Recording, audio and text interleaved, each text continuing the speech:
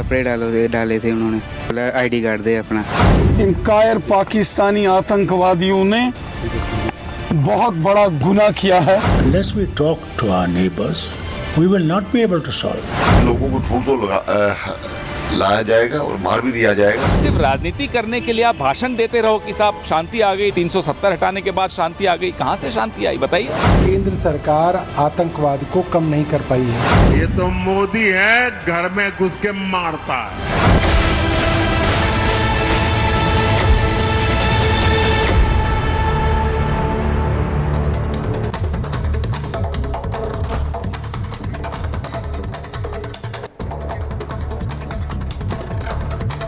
नमस्कार, महाभारत देख रहे हैं आप। मैं हूं आपके साथ अनामिका पांडे। प्रधानमंत्री लगातार कहते रहे हैं घर में घुसकर मारेंगे और एक एक शहादत का बदला लेंगे। हमने इसके पहले देखा है, फिर चाहे एयर स्ट्राइक हो या घर में घुसकर मारना, हर बार हमारी सेना ने मुंह तोड़ पाकिस्तान को जवाब दिया है। इसलिए आज हम कह रहे हैं कि वक्त है आतंक के हिसाब का, क्योंकि आतंक को अब खत्म करना है, हिसाब बराबर करना है। बीजेपी के नेता और प्रधानमंत्री भी लगातार ये बात कहते रहे हैं कि हिसाब सेना ही बराबर करेगी, और सेना हिसाब बराबर करने के लगातार बड़े और कड़े कदम उठा रही है। और आने वाले समय में जो 3 दिन में बैक टू बैक आतंकी हमले हुए हैं, उसका जवाब देने के लिए भी सेना पूरी तरह से तैयार है। लेकिन अब आपको मैं 2 तस्वीर दिखाती हूं कि कैसे 3 दिन में 3 आतंकी हमले एक के बाद एक हुए हैं। वहीं दूसरी ओर एक तरफ आतंकी हमले हो रहे हैं, वहीं दूसरी ओर कुछ लोग ऐसे हैं जो पाकिस्तान की हिमायत कर रहे हैं और कह रहे हैं कि बंदूक से नहीं बल्कि बातचीत से बात बनेगी। आखिर कहां से यह ख्याल आता है इन लोगों को? आज सवाल यही पूछूंगी इन लोगों से, क्योंकि जम्मू कश्मीर का इलाका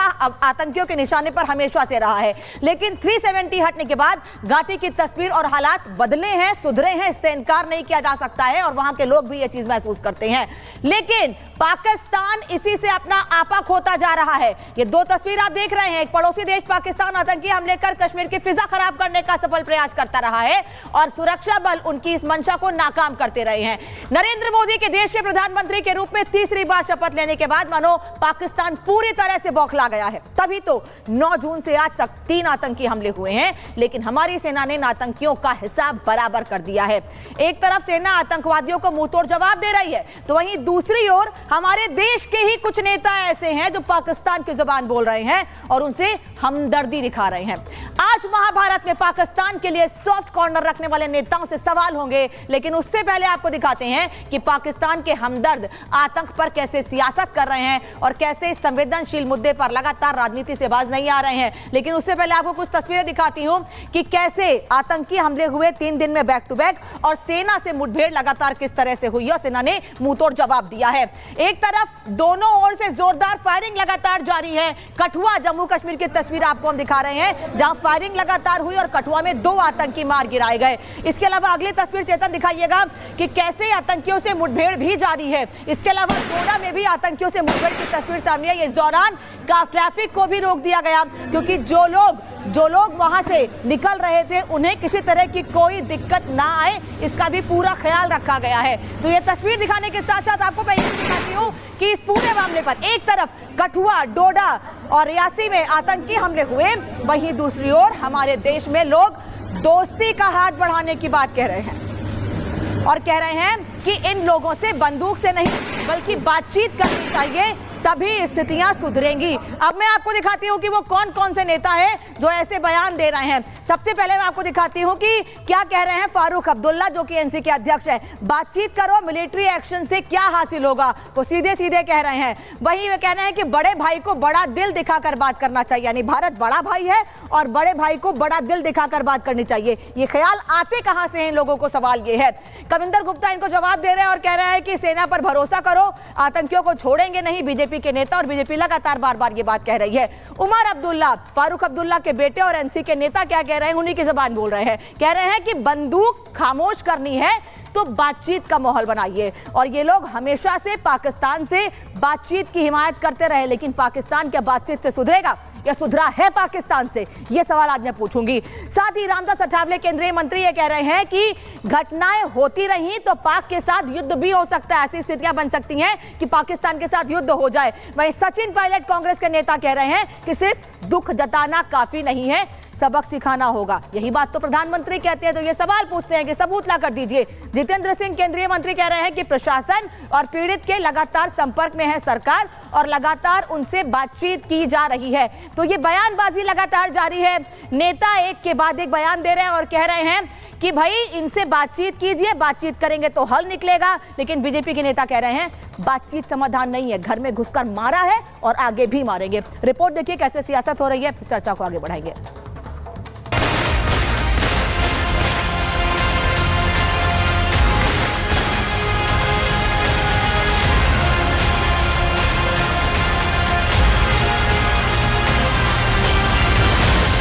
आतंक का ट्रिपल अटैक।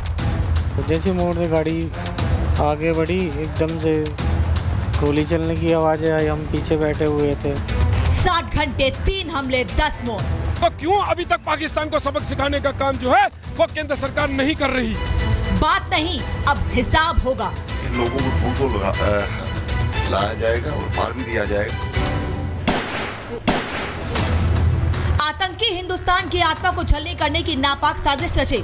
पाकिस्तान के इशारे पर दहशतगर्द हमारे लोगों को मारे और हम दोस्ती का हाथ बढ़ाएं, कतई नहीं।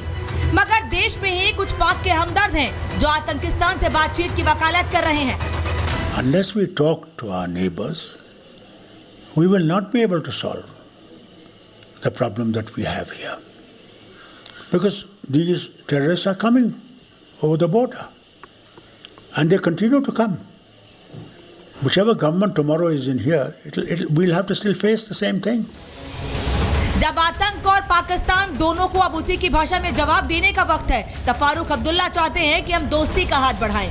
क्या फारूक अब्दुल्ला को नहीं दिखता कि रियासी में हमारे 9 श्रद्धालुओं को आतंकियों ने मौत के घाट उतार दिया?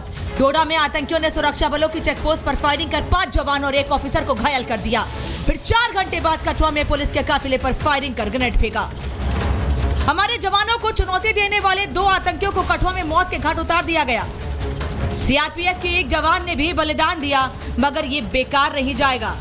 कुछ पाकिस्तान मेड भी है, कुछ चीजें हैं जो कि ये नया इन्फिल्ट्रेटेड ग्रुप है जिसमें कि इस इलाके में आया है और ज्यादा आतंकवादियों के छिपे होने की भी संभावना है।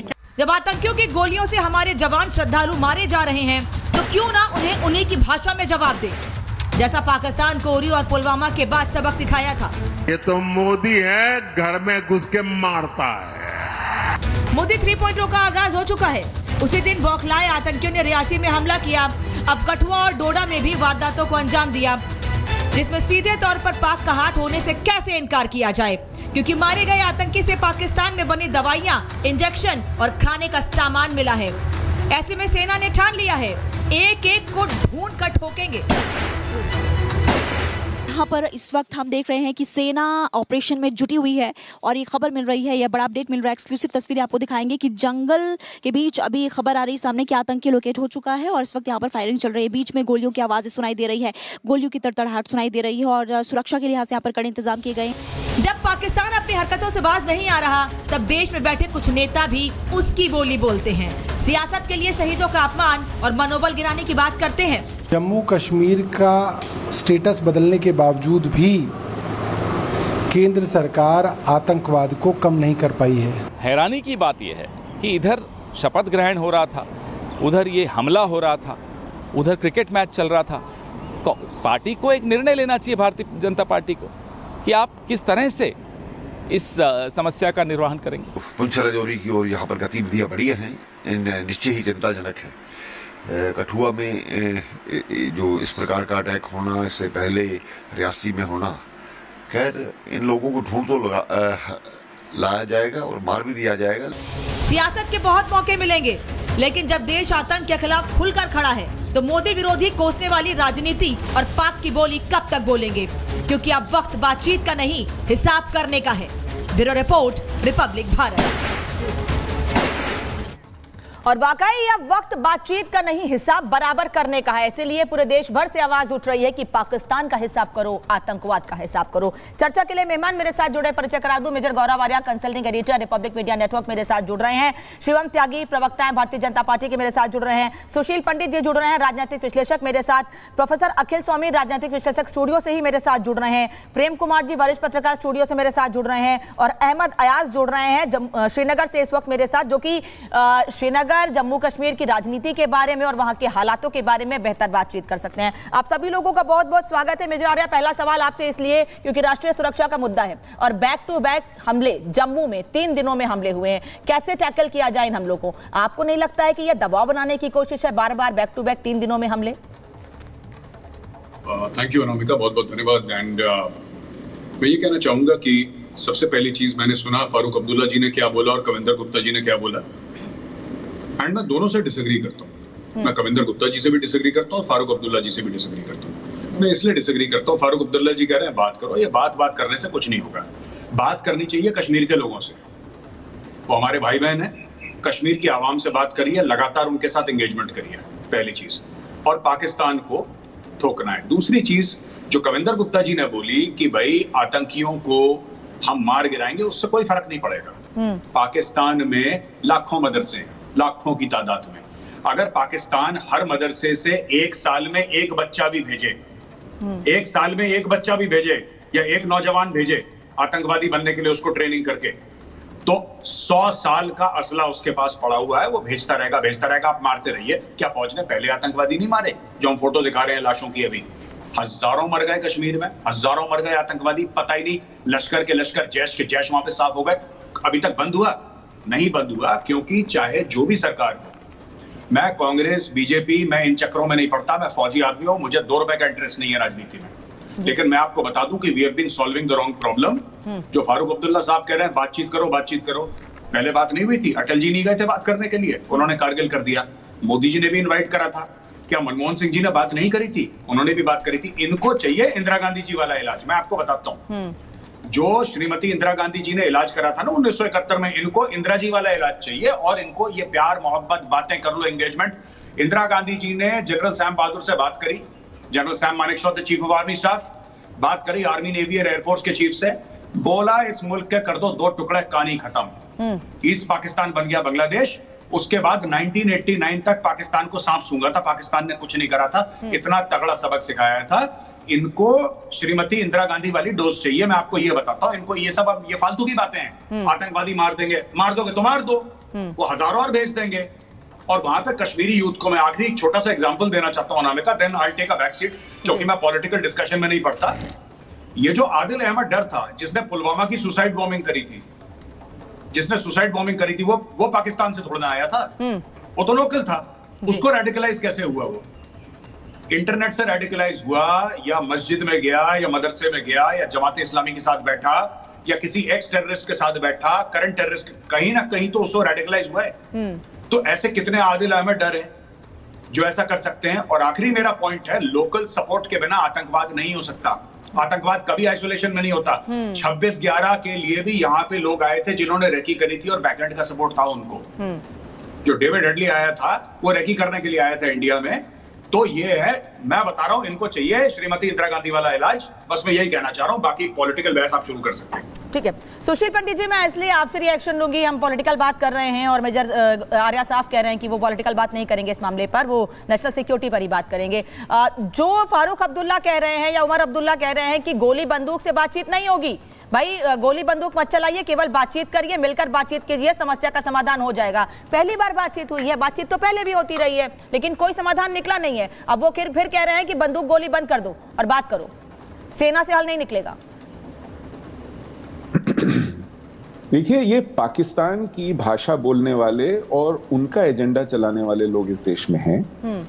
ऐसा हमने कई बार सुना है, अपने नेताओं के मुंह से सुना है, और हम इसको मानते भी, इसको जानते भी कि पाकिस्तान और बातचीत का मतलब, उसका जो अर्थ है ना, उसका जो ट्रांसलेशन है, वो ये है कि आप घुटने टेकिए, आप समर्पण कीजिए, आप हमारे बतलाए हुए मुद्दों पर सहमति जताइए।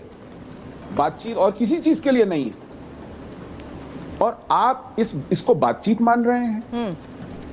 तो सबसे पहले फारूक अब्दुल्ला, महबूबा मुफ्ती, ये सब लोग जो पाकिस्तान का एजेंडा चलाने वाले लोग हैं, इनको आप लेजिटिमाइज करना, इनको आप शह देना, इनको अपने घर बुलाना, इनको चाय पकौड़ी पे पूछना, परामर्श लेना इनसे कि आप कश्मीर में अब लोकतंत्र कैसे बहाल होगा, ये करना बंद कीजिए। आप 6 महीने, 8 महीने, साल भर इनको नजरबंद नहीं रख सके। नेहरू ने इनको 10 साल से ज्यादा जेल रखा था, कश्मीर की हवा नहीं लगने दी थी जी। तो नेहरू में बहुत गलतियां की, लेकिन आप कम से कम तब से शेख अब्दुल्ला के समय से, Farooq Abdullah is one of the founders of JKLF। London में जब अमानुल्लाह खान ने JKLF बनाया था, उसके फाउंडर मेंबर्स में से ये हैं। उस वक्त इनके पिता शेख अब्दुल्ला एक महाज चलाया करते थे जिसको रायशुमारी महाज, प्लेबिसिट फ्रंट कहते हैं जी। जिनको हिस्ट्री ना मालूम हो वो देख लें, अयाज अहमद साहब से पूछ लें। तो इनकी रग रग में देशद्रोह है। इन्होंने जुलाई से लेकर नवंबर तक 80 से ज्यादा आतंकवादी छोड़े थे 1990 में, जिसकी वजह से हमारी नस्लकुशी हुई।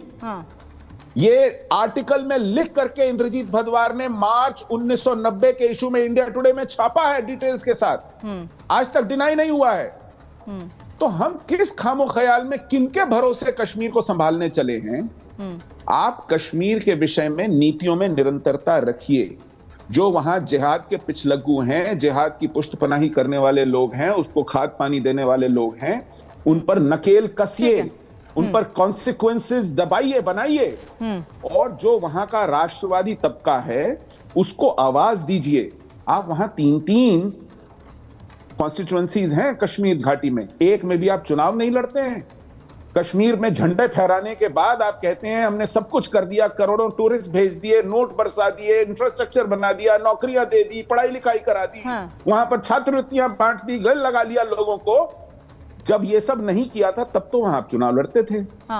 इतना सब करने के बाद वहां पे मैदान छोड़ के भाग गए। आपके जो कार्यकर्ता हैं, वोटर हैं, किसको वोट देंगे? इन्हीं में से, इसी लोन, अब्दुल्ला, मुफ्ती, लंगेट, इंजीनियर रशीद, इन सबको चुने, इनमें से चुनेंगे। सर इसीलिए मैं आपने अयाज अहमद साहब का नाम लिया। मैं आपकी पूरी बात सुनना चाह रही हूं सर, लेकिन लिमिटेड टाइम में सबसे बात करनी, मैं वापस लौटूंगी आपके पास। मैं अयाज अहमद साहब के पास ही जा रही हूं। सर, देश भर में विरोध प्रदर्शन हो रहे हैं, नाराजगी जाहिर हो रही है, सब सड़कों पर हैं। लोग कह रहे हैं भाई कार्रवाई कीजिए, एक्शन लीजिए पाकिस्तान के खिलाफ। इनको वही एक्शन समझ आता है जो पहले प्रधानमंत्री मोदी ने लिया है, और आप लोग कह रहे हैं बातचीत कीजिए। मतलब सेना पर भरोसा नहीं है? देखिए, ये नहीं है कि सेना पर भरोसा नहीं है। सेना ने तो आज 34-35 साल से तो वही करते आए, और क्या किया उसके बगैर तो कोई नहीं। अगर अभी कुछ हालात में सुधार आ भी गया तो वो तो सिर्फ सेना की वजह से ही आया, उनकी कार्रवाइयों की वजह से ही आया। उसके अलावा कोई और बात तो हुई नहीं, कोई पॉलिसी चेंज तो नहीं हुई। फिर सर ये क्यों कह रहे हैं कि बड़े भाई को बड़ा दिल दिखाकर बात करनी चाहिए? लेकिन सेना के नहीं, फिर ये क्यों कह रहे हैं उमर अब्दुल्ला, फारूक अब्दुल्ला की बड़े भाई को बड़ा दिल दिखाकर बात करनी चाहिए? कहां से ये पॉइंट आ गया सर? हाँ, उसमें एक बात हो सकती है। उसमें एक बात हो सकती है, वो सिर्फ एक बयान ही नहीं हो सकता, एक बात हो सकती है। वो बात यह है कि आज हम 34 साल के बाद वही बात कर रहे हैं कि जो हम 30 साल पहले कर रहे थे। इसके बावजूद कि इस दौरान बहुत सारे ऑपरेशंस हुए, बहुत सारे प्रोसेस हुए, जैसे 370 भी इसी के तहत एब्रोगेट किया गया। यही बोला गया कि भाई हालात ठीक नहीं हो रहे हैं, तो यही एक वजह है 370 को एब्रोगेट किया गया। एक बहुत बड़ा डिसीजन था। हालांकि हमको मालूम है कि उसका कोई और कारण था, लेकिन बीजेपी की तरफ से यही सामने आया कि भाई यही एक वजह था, वो भी हो गया। उसके बावजूद भी आज हम देख रहे हैं बहुत 2 संगीन मामले सामने आ रहे हैं। एक ही कि हलाकतें हो रही हैं अभी भी, और बहुत खतरनाक हलाकतें आ रही हैं। जैसे रियासी में अभी 9 लोग मारे गए कुछ दिन पहले। अच्छा, इसी तरीके से पिछले साल अनंतनाग में एक मेजर का अहमद साहब, आप क्योंकि श्रीनगर में हैं और वहाँ के रहने वाले हैं, वहाँ रहे हैं, पले बड़े हैं, वहाँ के हालात को आपसे बेहतर हम नहीं समझ सकते हैं, या हमारे सेना के जवान समझ सकते हैं, मेजर आर्या समझ सकते हैं, या आप समझ सकते हैं वहाँ की स्थितियों को। मैं आपसे समझना चाह रही हूँ कि क्या ऐसी स्थिति में जब 3 दिन बैक टू बैक हमले हो जाते हैं, उसमें बातचीत करना ठीक है? मतलब बातचीत की कोशिश की जाए अभी भी? आपको लगता है? Are you serious? देखिए हाँ, इसमें थोड़ा सा गिव मी जस्ट 1 मिनट। देखिए, जैसे मैंने कहा 34-35 साल से तो सिर्फ अभी आर्मी की तरफ से, सिक्योरिटी फोर्स की तरफ से तो काम हो रहा है, और फिर भी 34 साल के बाद हम सिचुएशन देख रहे हैं। दैट मीन्स कि कुछ और सोचने की बात है। इसका यह मतलब कभी नहीं है कि आप पाकिस्तान से बात करो, मेरे हिसाब से जंग ही करो, कुछ न कुछ करो। लेकिन मेजर आर्या के साथ मेरी एक सहमति हो रही है यहाँ पर कि इसके बावजूद कि अब ये जो मिलिटेंसी है आज कश्मीर में ही नहीं है, बल्कि हम कुछ दिनों से अब देख रहे हैं कि जम्मू में भी चली गई। लेकिन फिर भी मैं कह रहा हूं कि लोगों को, जम्मू कश्मीर के लोगों को एंगेज करने की जरूरत है, इनको कॉन्फिडेंस में लेने की जरूरत है, इनको समझने की जरूरत है। इसलिए कि हमें याद है अभी मैं इस पर मेजर आर्या से एक्शन लूंगी कि वहां के लोगों को इन्वॉल्व करने की जरूरत है, उनसे बातचीत करने की जरूरत है। शिवम त्यागी भी मेरे साथ हैं, प्रोफेसर स्वामी और प्रेम कुमार जी भी मेरे साथ हैं। लेकिन इस बीच बड़ी खबर बता दूं, खुफिया एजेंसियों ने अलर्ट जारी किया है। सेना के कैंप पर फिदायीन अटैक का खतरा है। जम्मू राजौरी में अगले 48 घंटे का अलर्ट जारी किया गया है।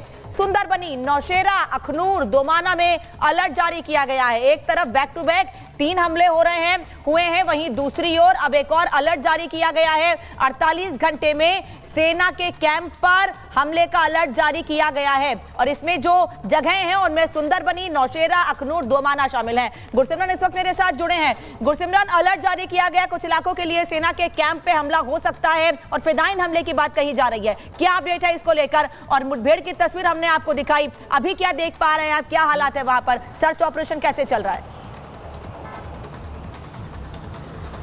देखिए, सर्च ऑपरेशन लगातार जारी है। जहां तक इस अलर्ट की बात करें तो ये अलर्ट जो है अगले 24 घंटे के लिए बहुत ज़्यादा क्रेडिबल है, क्योंकि ये केंद्रीय एजेंसी की तरफ से जारी किया गया है और इसकी कैटेगरी जो है वो टॉप कैटेगरी का अलर्ट है।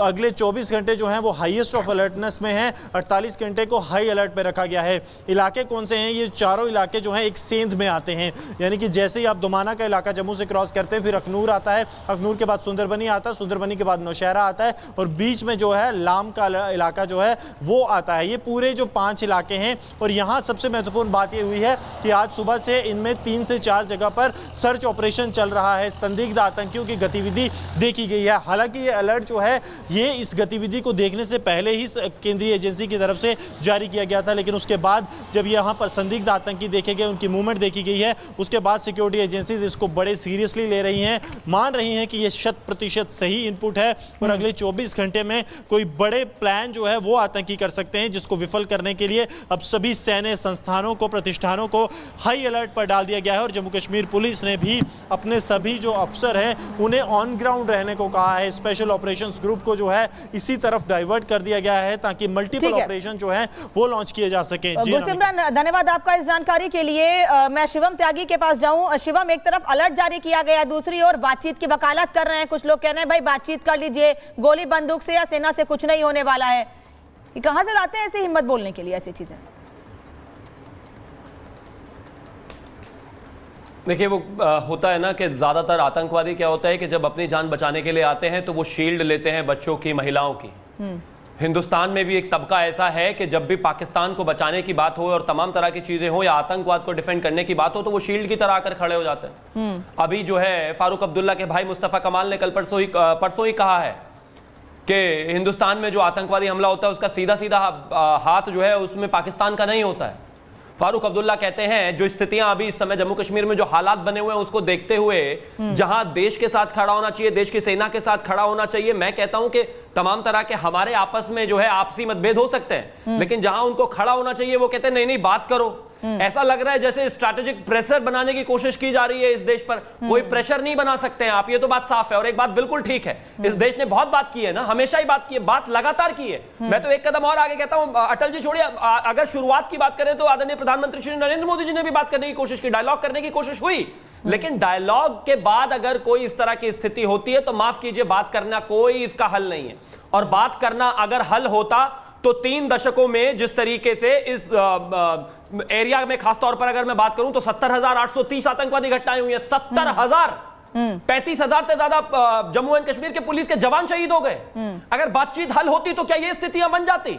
अगर बातचीत का कोई भी स्तर पर अगर फर्क होता तो ये हालात होते क्या? मैं मानता हूं कि उसको पाकिस्तान को उसी की भाषा में हम जवाब देने में सक्षम है और बिल्कुल ठीक बात है। अगर बात करनी भी है तो जम्मू कश्मीर के लोगों से बात करने की आवश्यकता है। हमें पाकिस्तान से बात करने की आवश्यकता नहीं है। इसका हल यही है और इसी तरीके से होगा भी। सरकार इस चीज को लेकर कमिटेड है, लेकिन हिंदुस्तान में बैठकर पाकिस्तान का जो माउथ पीस बने हुए लोग हैं, कृपया करके वो इसको करना बंद कर दें। क्योंकि वो सरकार तो नहीं है कम से कम के जो चुप बैठकर ठीक बात कह रहे हैं कि ये होना है कि हमें अगर बात करनी है अपने देश के लोगों से बात करेंगे, हम दुश्मन से क्यों बात करेंगे? दुश्मन से बात की वकालत क्यों प्रोफेसर स्वामी? मतलब इसमें भी राजनीति करनी है, अपनी सियासत चलानी है भाई कि पता है विधानसभा चुनाव होने वाले हैं जम्मू कश्मीर में, इसलिए। देखिए, आज मुझे बहुत अच्छा लगा सुशील पंडित जी ने और मेजर आर्या ने बहुत अच्छी गैर राजनीतिक बात की। उन्होंने पंडित जवाहरलाल नेहरू की बड़ाई की और इंदिरा गांधी की बड़ाई की। देखिए, ये दुर्गा माता की तरह जो इंदिरा गांधी ने की थी, रिचर्ड निक्सन का फोन नहीं उठाया था, 7वें बेड़े को कहा था आने दो, जो करना है कर लो, हमें जो करना है करेंगे। हमें ऐसे वीर प्रधानमंत्री की आवश्यकता है। अब किसी एक नेता के वक्तव्य को पकड़कर उसके पीछे ढाल बनकर, देखिए हमने पहले भी कहा था, जब बिरयानी खाने पाकिस्तान गए थे हमने उसका विरोध किया था। हमने मनमोहन सिंह के जमाने में एक बार मनमोहन सिंह पाकिस्तान नहीं गए थे, हमारे प्रधानमंत्री बिना बुलाए बिरयानी खाने गए, हमने उसी दिन आपत्ति की थी। पाकिस्तान धोखेबाज देश है, वो पीठ पे छुरा भोंकेगा। फिर उसको जब अपनी शपथ ग्रहण कार्यक्रम में उस व्यक्ति को यहां बुला लिया जो हमारे जवानों की रोज हत्या करता है। हम जानना चाहते हैं पुलवामा में जो RDX आया था, उस जांच में क्या निकला, कौन लाया था, कैसे आया, कौन दोषी था। हम यह भी जानना चाहते हैं किरण भाई पटेल जो कश्मीर में Z+ सिक्योरिटी लेके घूमा, वो किसकी संस्तुति में लेके घूमा। फारूक अब्दुल्ला, शेख अब्दुल्ला की पीठ के पीछे छिपने का प्रयास न करें। देश के प्रधानमंत्री, और अगर देश की सुरक्षा व्यवस्था इतनी कमजोर हो गई है कि सीमा पार से लोग इन लोगों के वक्तव्य को लेकर इसलिए बात की जा रही है प्रोफेसर स्वामी, पंडित जवाहरलाल नेहरू को सुनिए सर, सुनिए, इनके वक्तव्य को लेकर बात इसलिए कर रहे हैं क्योंकि ये वही लोग हैं जो बालाकोट एयर स्ट्राइक का सबूत मांगते हैं। सर सुन लीजिए, हमारे इन लोगों के वक्तव्य पे बातचीत इसलिए होगी क्योंकि ये सबूत मांगते हैं। घर में घुसकर मारते हैं तो कहते हैं सबूत दिखाओ, कैसे मारा, कब मारा, कहां मारा, इन पर बात नहीं होनी चाहिए। सबको पता था मुक्ति वाहिनी हिंदुस्तानी सेना लड़ रही थी, किसी ने सबूत नहीं माना था। वो मर्दानी थी, वो दुर्गा माता थी, अटल बिहारी वाजपेयी। अभी भी आप उन लोगों की वकालत कर रहे हैं तो सबूत मांगते हैं, आप अभी भी उनकी वकालत करते हैं तो सबूत मांगते हैं। प्रोफेसर स्वामी, प्रोफेसर स्वामी, आप क्या उन्हीं की जबान बोलेंगे? आप क्या उन्हीं की जबान बोलेंगे जो सबूत मांगते हैं? सर सेना से सबूत मांगते हैं, उनकी जबान बोलेंगे आप भी क्या? हम इंदिरा जी से कोई सबूत नहीं मांगते। हम उन्होंने पाकिस्तान को 2 भागों में तोड़ दिया। सर अभी जिसकी सरकार है उसकी बात, मैं इंजीनियरिंग, आप जिसकी सरकार है उसकी बात कीजिए, हजारों जिसकी सरकार है उसकी बात कीजिए।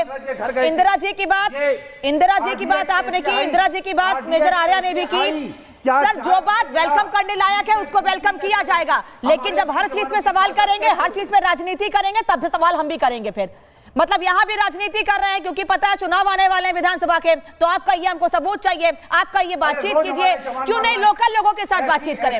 मुझे ये बताइए, स्थानीय लोगों के साथ, अपने देश के लोगों के साथ बात क्यों ना करें? हम दुश्मन से बात क्यों करें? हम उनसे बात करने की कोशिश क्यों करें? हट जाना चाहिए। प्रेम कुमार जी जैसे प्रेम कुमार जी कह रहे हैं, नहीं, कांग्रेस के नेता कह रहे हैं कि केवल हमले करने से या बंदूक उठाने से कुछ नहीं होगा या दुख जताने से कुछ नहीं होगा, हमले कीजिए। हमले करते हैं तो आप कहते हैं हम भरोसा नहीं कर रहे, भाई आपने हमला किया है, आपने सबक, हाँ तो आप कह रहे हैं ना घुस के मारा है, आपने कहा घुस के, आप कह रहे हैं घुस के मारो, ठीक है, घुस के मारा, सबूत नहीं मांगेंगे प्रेम कुमार जी, एक मिनट, घुस के मारा, सबूत नहीं मांगेंगे प्रेम कुमार जी, प्रेम कुमार जी रुकिए, ठीक है सर। अभी हम लोग बात कर रहे हैं तत्काल जो घटनाएं घटी हैं 3 दिन में लगातार आतंकी घटना, ये आतंकी घटना क्यों हुई, ये सरकार से सवाल पूछने का वक्त है। लेकिन सरकार से हम सवाल न पूछ के पूरे मामले को हिंदुस्तान पाकिस्तान बना करके डिबेट बना करके पेश किया जा रहा है। ये क्यों घट रही है घटनाएं भाई? हमने नोटबंदी कर दी, हमने स्ट्राइक भी किया, सर्जिकल स्ट्राइक भी किया, सब कुछ किया, लेकिन इसके बावजूद अगर ये घटनाएं घट रही हैं तो ये सोचने की जरूरत तो है। किसका फेलियर है? ये विपक्ष का फेलियर है, ये हिंदुस्तान के अपोजिशन। कम से कम राजनीति तो मत कीजिए, नहीं कम से कम राजनीति तो मत कीजिए। हमारे जवानों की शहादत हो रही है, श्रद्धालु दर्शन करने गए, उन पे आतंकी हमला हो गया, कम से कम इस पर तो राजनीति मत कीजिए। सत्ता से आप जवानों की शहादत पे राजनीति करेंगे, जवानों की शहादत पर राजनीति करेंगे आप। जवान क्यों मर रहे हैं? जवाब दीजिए, जवाब क्यों मर रहे हैं मेरे? क्यों शहादत हो रही है जवानों की? जवाब दीजिए। सर तो कम से कम ऐसे उन सेना के लोगों से तो सबूत मत मांगिए ना, सेना के शौर्य पे तो सवाल मत उठाइए ना कम से कम। मेरे सेना के जवान, वीर जवान मर रहे हैं, मैं क्यों ना प्रश्न पूछूं? सवाल पूछिए, सवाल पूछिए, सवाल पूछिए, राजनीति मत कीजिए। मैंने कहा सवाल पूछना, राजनीति करना, पाकिस्तान से बातचीत की हिमायत करना, ये सही नहीं है। जल्दी जल्दी सर, जल्दी जल्दी से, फिर मैं जाना के पास जाऊंगी। देखिए बहुत राजनीतिक बातें भी हुई हैं। देखिए आतंकवाद और संवाद साथ साथ नहीं चल सकते, अटल बिहारी वाजपेयी जी ने कहा था। हाँ। और उस अनुभव से कहा था, जो अनुभव पाकिस्तान और भारत के बीच में बातचीत के बाद बने थे, पीठ में छुरा भोंका गया था और उस पर मनमोहन सिंह की सरकार ने अमल किया, बातचीत नहीं की। लेकिन हमारी मोदी सरकार ने पाकिस्तान की ISI को अपने देश में बुलाया जांच करने के लिए। इसका जवाब कौन देगा? हमारी संप्रभुता को खतरे में डाला, पाकिस्तान ने इजाजत नहीं दी कि हमारे देश की लोग जाके वहां जांच करें। ये बहुत बड़ा सवाल है, इसका कौन जवाब देगा? मैं शिवम से रिएक्शन लूंगी, लेकिन पहले मेजर आर्या के पास जाऊंगी। मेजर आर्या, आपने अयाज अहमद की बात को सुना, वो ये कह रहे हैं कि जब तक लोकल लोगों से बातचीत नहीं करेंगे, उनको साथ लेकर नहीं चलेंगे, तो ये जो अलर्ट है या जो ऐसे हमले हैं, इनको रोका नहीं जा सकता है। सिर्फ हमले की बात नहीं, ये हमला तो एक बहुत दुखद है जो हुआ है, और 3 दिन में 3 बार हुआ है, तो सब रोए हैं, ऐसी कोई बात नहीं है, तो मैं मानता हूँ। लेकिन हाँ, जो अयाज साहब कह रहे हैं उस बात में दम है, और मैं आज से नहीं, मैं 6-7 साल से ये बात कह रहा हूँ कि आपको कश्मीर के लोगों से लगातार बात करनी। देखिए, पहले आप फैसला कर दीजिए कि कश्मीर हमारा है, ये बात हम कहते हैं, ये बात पक्की है। अब आप ये फैसला कर लीजिए, क्या कश्मीरी भी हमारे हैं कि सिर्फ हमारी जमीन है? कि हम कश्मीर की जमीन ले लें और कश्मीरों को बोलें कि तुम जाओ? ऐसा तो नहीं है। जितना कश्मीर की जमीन है, कश्मीरी भी हैं। लेकिन मैं ये कहता हूं कि देखिए, 2 चीजें हैं। कौन था उस समय, राजनीति किसकी चल रही थी कश्मीरियों में, जो कश्मीरी लीडर थे, जब पंडितों को वहां से भगाया गया। सबसे पहले आपको कश्मीर में अगर शांति लानी है तो आप तब से शुरू करिए। आप एक ट्रूथ एंड रिकंसिलिएशन कमीशन बैठाइए कश्मीरी पंडितों के लिए। ठीक बात। आप उसको जेनोसाइड एक्सेप्ट करिए कि पंडितों का जेनोसाइड हुआ था। पहली चीज। दूसरी बात, आपको कश्मीरियों से सबसे बात करनी पड़ेगी, चाहे वो पीर पंजाल के नॉर्थ में, पीर पंजाल के साउथ में। और जहां तक पाकिस्तान है, पाकिस्तान से बात करने की कोई भी आवश्यकता नहीं है। ठीक बात। अनेकों प्रधानमंत्रियों ने कोशिश करी बात करने की, ये कुत्ते की पूंछ है, सीधी नहीं होने वाली। राजनेता जैसे राजनीति करे, कांग्रेस, बीजेपी, मुझे इसके बारे में ज्यादा ज्ञान नहीं है तो मैं मुंह नहीं खोलूंगा। लेकिन जो सेना की बात है, एक तो कश्मीर के लोग हमारे हैं, हमें बात माननी पड़ेगी और हमें कश्मीरियों से बात करनी चाहिए। ट्रूथ एंड रिकंसिलिएशन कमीशन बैठना चाहिए कश्मीरी पंडितों के लिए, चाहे कश्मीरी मुसलमान हो, कश्मीरी हिंदू हो, सिख हो, ईसाई हो, हमें सबसे बात करनी चाहिए, हमारे लोग हैं। और आखिरी चीज, ये पाकिस्तान को ठोको, इसके बिना मैटर हल नहीं होने वाला है। मैं आपको बता रहा हूं, क्योंकि वहां से प्रॉब्लम है। आप सोर्स समझिए प्रॉब्लम का। जो प्रॉब्लम का जो स्रोत है ना, स्रोत रावलपिंडी है, सोर्स श्रीनगर नहीं है प्रॉब्लम का। प्रॉब्लम कश्मीर की नहीं है, कश्मीर में प्रॉब्लम है, कश्मीर में प्रॉब्लम है, लेकिन वो प्रॉब्लम कश्मीर की नहीं है जी। वो आई है इंपोर्टेड होकर रावलपिंडी से, और वहीं से आपको नल बंद करना पड़ेगा अगर आप चाहते हैं कि आतंक बंद हो। ठीक है सर। अयाज अहमद साहब कुछ कह रहे हैं, जल्दी से, फिर से ब्रेकिंग लोगी। हाँ, देखिए, बात बिल्कुल क्लियर है। देखिए, पाकिस्तान का भी मसला है, ये हम नहीं कहेंगे कि पाकिस्तान का इसमें अमल दखल नहीं है। पाकिस्तान के साथ कैसे डील किया जाए, उनके साथ बातचीत की जाए या जंग किया जाए, वो तो हुकूमती फासला है और एजेंसीज पर है। लेकिन हमें ये देखना पड़ेगा कि कश्मीरी इस वक्त एलिनेटेड महसूस कर रहा है। अगर किसी का ये जहन में है कि भाई नहीं, वो सही कंफर्टेबल महसूस कर रहा है, नहीं कर रहा है, उसका रिसेंटली हमारे पास मिसाल है, जो अभी इंजीनियर रशीद का वोट कितना पड़ा, वो अभी जेल में है तो वोट कितना पड़ा है। अगर ये एलिनेशन नहीं तो क्या है, क्यों उसको वोट पड़ा?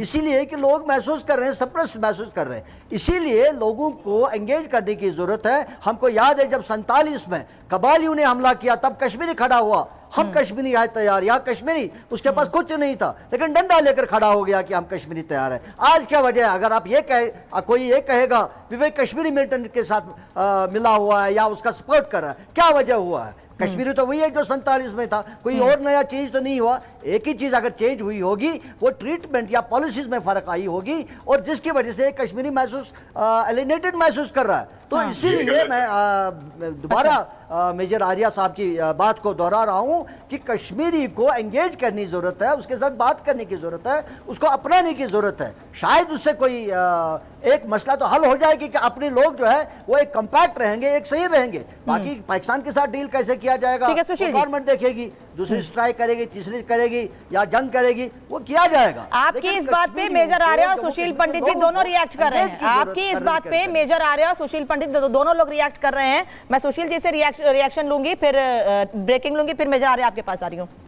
सुशील जी। अनिका जी, बड़ी चतुर सयानी बात की है अहमद अयाज साहब ने। इंजीनियर रशीद को वोट देने वाले और उसके साथ खड़े होने वाले लोग भी कश्मीरी हैं। मैं गौरव आर्या जी का बड़ा सम्मान करता हूं, मेरे अच्छे मित्र हैं, उनकी बातें आमतौर पर सही होती हैं। सभी कश्मीरी हमारे हैं ये कहना गफलत होगी। कश्मीर में कई वर्षों से, दशकों से एक पूरी की पूरी नस्ल तैयार की गई है। मदरसों के माध्यम से नेटवर्क्स ऑफ मॉस्क हैं, वहां अहले हदीस के लोग हैं, वहां अल्लाह वाले लोग हैं। वहां पर एक पूरा नेटवर्क है जिसने दिमागों में जहर भरा है। और ऐसे लोगों को आप पुचकार कर, बहला कर, सहला कर, पुरस्कार देकर, पीठ थपथपाकर आप नहीं अपना सकते। ये तो गिलानी ने भी कहा था कि आप हमारी सड़कें सोने की बना दीजिए, हम अपना आजादी का मुतालबा नहीं छोड़ेंगे। ये तब कहा था जब प्रधानमंत्री 10 साल पहले 80,000 करोड़ का पैकेज लेके गए थे।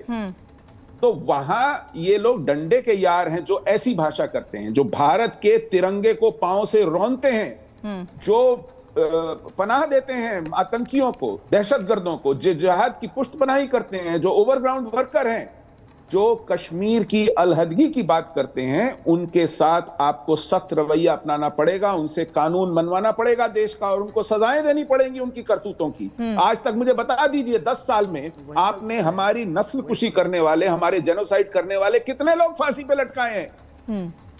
स्क्वाड्रन लीडर रवि खन्ना का, जिनको अपने 4 साथियों सहित मार दिया गया, मुकदमा टाडा कोर्ट में 30 साल से लटका है, 30 साल से।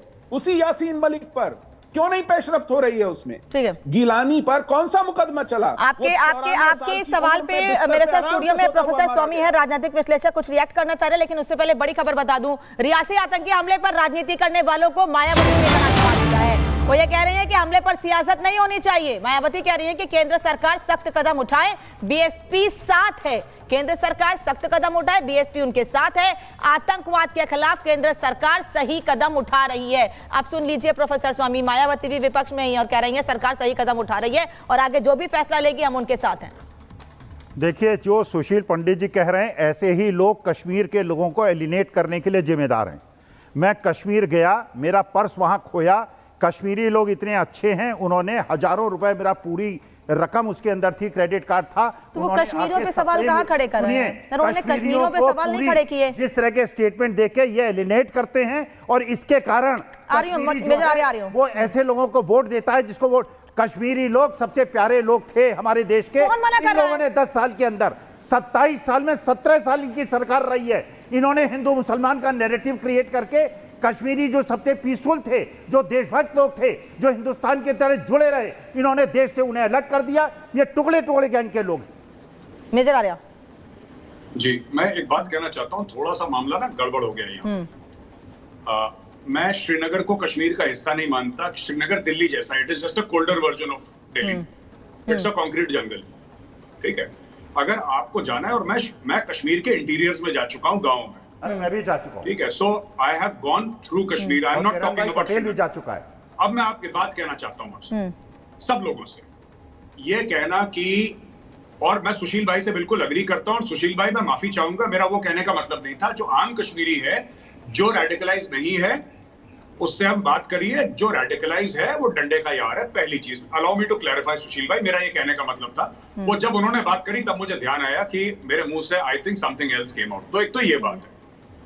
दूसरी चीज ये है कि हाँ ठीक है, हम भलमनसात में ये कह सकते हैं कि कश्मीरी सबसे अच्छे लोग हैं, ऐसा कुछ नहीं है। कश्मीरी वैसे ही हैं जैसे तमिलनाडु वाले हैं, उत्तर प्रदेश वाले हैं, दिल्ली वाले हैं, आपके कर्नाटक वाले हैं, सब लोग एक जैसे होते हैं, मिले जुले। तीसरी बात मैं कहना चाहता हूं, ये जो नैरेटिव है ना कि देखिए कश्मीर में मैसिव रेडिकलाइजेशन है, मैसिव रेडिकलाइजेशन है, हमें बात समझनी पड़ेगी। और मैंने अपने कितने वीडियोस में बोला है कि आपको ये you have to address this elephant in the room. अगर आप अपनी आंख बंद कर दें कि साहब ये कारण है वो कारण है, और ये सक्सेसिव गवर्नमेंट्स का फेलियर है। मैं किसी पॉलिटिकल पार्टी की बात नहीं करता यहाँ पे, मैं सेंटर की बात कर रहा हूँ, सेंटर की बात कर रहा हूँ। I am talking about central government, चाहे कांग्रेस हो, चाहे बीजेपी हो, चाहे कोई और सरकार हो, मिली जुली सरकार हो। ये सक्सेसिव गवर्नमेंट्स का फेलियर है, क्योंकि यहाँ पे ऐसी पॉलिटिकल पार्टीज है जिनका नाम मैं नहीं लेता, अयाज साहब जानते हैं, सुशील भाई जानते हैं, वो पार्टी कहाँ पे खत्म होती है, कहाँ पे जमातुल इस्लामी शुरू होती है, कहाँ पे जमात खत्म होती है, कहाँ पे हिजबुल मुजाहिदीन शुरू होता है, that every child in Kashmir knows. ठीक है ना? तो वहां पे मैसिव इस्लामिक रेडिकलाइजेशन है मदरसों से, ये बात भी सच है। जब पंडितों को निकाला गया तो पाकिस्तानी नहीं आए थे निकालने के लिए, आतंकवादी थे पाकिस्तानी, लेकिन उनको निकालने वाले उन्हीं के नेबर थे। हमें यह भी मानना, देखिए सच बोलना पड़ेगा सबके लिए। जब तक हम झूठ बोलते रहेंगे, जगमोहन थे जैसे कि जगमोहन ने अचानक फोन करा कश्मीरी पंडितों को, और जगमोहन ने बोला कि तुम 19 तारीख को निकल जाओ क्योंकि मैं 20 तारीख को सारे मुसलमानों को मारने वाला। जब तक ये चूरन हम लोग बेचना बंद नहीं करेंगे, ये चूरन बिकता रहेगा। ठीक है। और सब लोग समान हैं, कश्मीरी भी उतने ही अच्छे हैं जितना मैं हूं, और मैं भी उतना ही पापी हूं जितने कश्मीरी हैं। लेकिन वहां पे रेडिकलाइजेशन है, ये हमें समझना पड़ेगा, और हार्डकोर रेडिकलाइजेशन। और नहीं, उन लोगों की राजनीति प्रेम कुमार जी उसी पर चल रही है, क्योंकि वो कश्मीरियों को या कश्मीर के लोगों को हमसे अलग रखकर चलते हैं। जो बात मेजर आर्या कह रहे हैं, बिल्कुल मेरे ख्याल से हर कोई सहमत है उस बात से। इसीलिए वो राजनीति कर पाते हैं, क्योंकि कश्मीर को, कश्मीर के लोगों को वो अलग कर चलते हैं, अलग रखना चाहते हैं, इसीलिए उन पर सियासत करते हैं। दिक्कत यह है ईमानी जी कि रेडिकलाइजेशन है, इस बात को हम अनामिका हूं सर मैं, क्षमा कीजिए अनामिका जी, रेडिकलाइजेशन है इस बात को हम मानते हैं, लेकिन रेडिकलाइजेशन खत्म क्यों करने के लिए हमने क्या किया, इस पर एक बार भी नहीं बात करना चाहते। और रेडिकलाइजेशन सिर्फ कश्मीर में है ऐसा भी नहीं है, देश के अलग अलग हिस्सों में भी रेडिकलाइजेशन, नॉर्थ ईस्ट में भी है, और दूसरे किस्म का एक धर्म से जुड़ा हुआ रेडिकलाइजेशन नहीं है, दूसरे धर्म का भी रेडिकलाइजेशन है। इसलिए जब बात होगी तो हर तरह के रेडिकलाइजेशन की होगी, लेकिन जब जम्मू कश्मीर विषय की बात होगी तो निश्चित रूप से वही बात होगी जो आर्या जी ने कहा। लेकिन इस रेडिकलाइजेशन को खत्म करने के लिए हमने कौन से कदम उठाने चाहिए और हमने कौन से कदम उठाए, इसका जवाब तो लेना पड़ेगा। जी ठीक है। कुछ कहेंगे शिवम इस पर? आपने कदम नहीं उठाए कह रहे हैं, सरकार ने जो स्टेप उठाने थे, अगर सरकार स्टेप उठाती, वो कदम उठाती, तो आज स्थितियां नहीं होती, आज ये हमले नहीं होते, अलर्ट नहीं होता। सरकार कदम उठा रही है, सरकार कदम आगे भी उठाती रहेगी, लेकिन अगर कोई कहता है या फिर अगर कांग्रेस के नेता आकर इस बात को कहते हैं कि आप जो है खास तौर पर पाकिस्तान से बात होनी चाहिए, तो माफ कीजिए, बात तो कश्मीरियों से ही होगी। दूसरी बात यह भी है कि जिस तरह की स्थितियां बनी है, सरकार का एक क्लियर कमिटमेंट है कि हम चीजों को जल्दी से सुधार कर जितनी भी दिक्कतें हुई उसको बेहतर करेंगे।